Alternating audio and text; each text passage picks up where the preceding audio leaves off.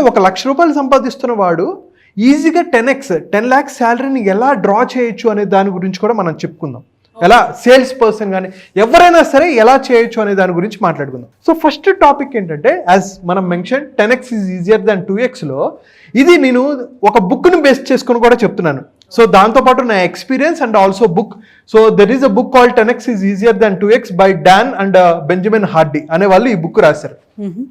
So దీంట్లో multiple concepts ఉన్నాయి, but ఈ వీడియోలో మనం ఒక పర్టికులర్ కాన్సెప్ట్స్ గురించి మాట్లాడుకుందాం. సో ఫస్ట్ వీళ్ళు ఏం చెప్తారంటే, focus on quality rather than quantity. దీనికి సింపుల్ ఎగ్జాంపుల్, ఒక సేల్స్ పర్సన్ ఉన్నాడు. Sales person is earning 1 lakh per month.